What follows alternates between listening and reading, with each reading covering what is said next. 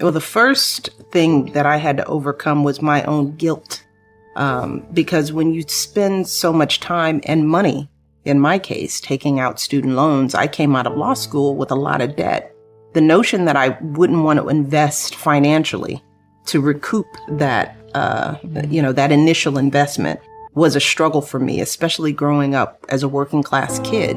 I talk about the conversation I had with my mother where I was trying to break down how I wasn't passionate about my career and how I feel guilty talking to a woman who had sacrificed so much for me and probably never had the luxury of thinking about something as trivial as passion.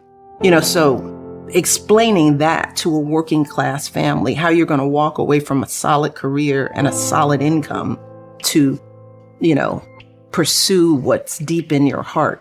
My parents didn't, but also that it was part of the challenge was what else was I going to do?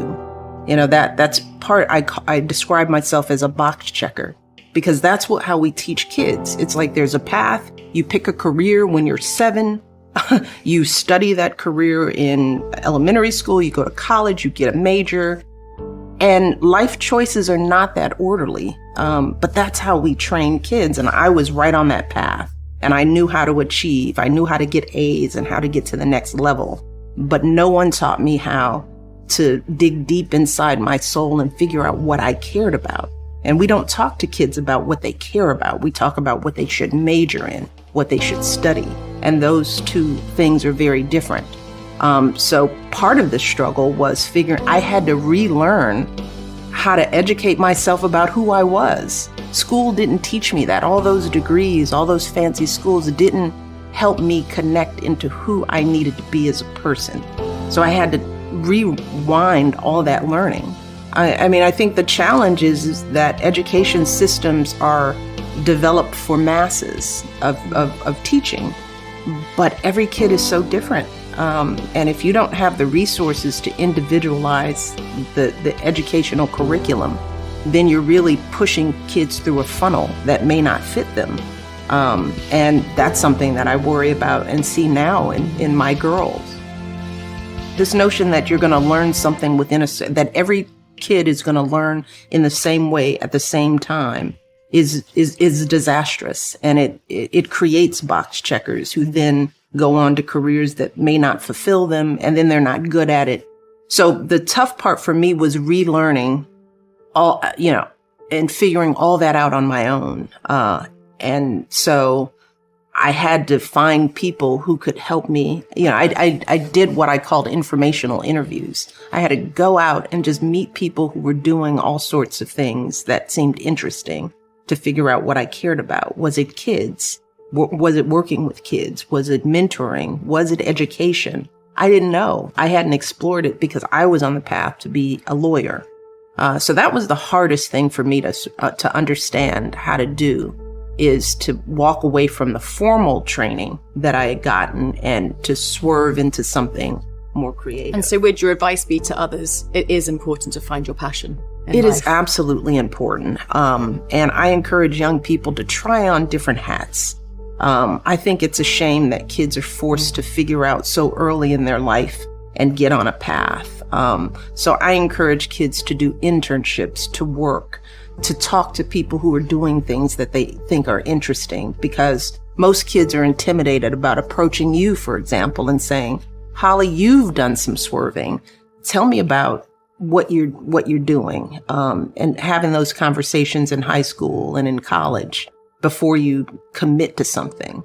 But I think kids feel the pressure to have to know what they're going to be. It's such a young age. Exactly. You're 16, 17, 18 when right. you're making these big life decisions. Yeah. In one of the first lines in the first chapters, a question that I hate the most that we ask children is, what do you want to be when you grow up? As if growing up is finite. Yeah. As if you get to a place and at some point that's the end. And that's sort of one of our big dilemmas, that we ask kids so early to figure out who you're going to be at 5 and 7 and 10 and even 20 years old. So I do encourage young people to be open to the swerve and don't beat themselves up if they feel they've maybe not made the right first choice, because life, Holly, is long. And as you know, we can have many lives within a life. We are always evolving. That is why I called the book Becoming. This notion that we ever stop evolving is just wrong. So I think, my parents taught me more information is better. Giving young people the truth helps them in the long run. So I felt like I had to share my truth, and it wasn't a difficult thing for me to share. Anybody who meets me, I would have the same conversation. So I couldn't see not sharing with the world what I would share with anyone who I was trying to help. What would you say to young women and to young men about the importance of seeking out strong mentors, and what did they mean to you? Oh my goodness. You don't do anything alone. And I think a lot of young people think that they look at people like us and think you just magically appeared, you became, and there you are. And it's like, no, I always looked ahead of me at the women primarily who were doing the things that I wanted to do. I talk a lot about, Valerie Jarrett, for example, who has worked in our administration, but I met her very early on before Barack and I even got married. And she, for me, was one of the first examples of a strong professional woman who was a single parent, who was doing a phenomenal job as a mother and was just a boss at work. And watching her balance that and not losing herself in either role.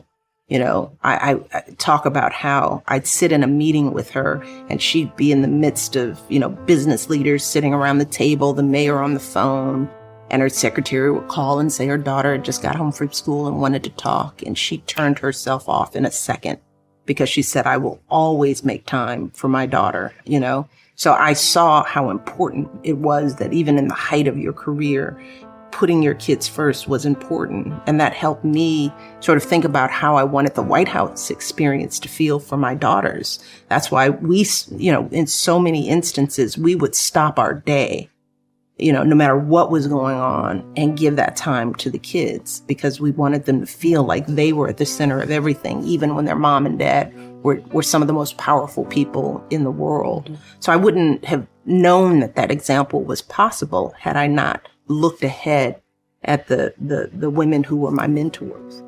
I think a lot of women, we're afraid to just put our cards on the table and say, this is what I'm worth. This is what I need to make this happen. I can do this. But if you don't, these are my top 3 things. I would have never had the courage to do it. And I think many women sit on their talents and their gifts because they're afraid to make that ask. Sometimes we're too polite in the professional world. And many women don't have the luxury or the leverage to make the kind of demands that I did, because I had the option of staying home because my husband brought in enough income that it would be tough, but it wouldn't have been impossible. And I absolutely realized that I was lucky to be able to walk in that office and make those demands. People just don't get the credit that they need. People are juggling and managing to keep things afloat all the time. So we just haven't labeled it properly. It's happening and people aren't getting the credit for doing it. But if you work and have kids, you're doing something flexible in there to make that happen. We just need to label it.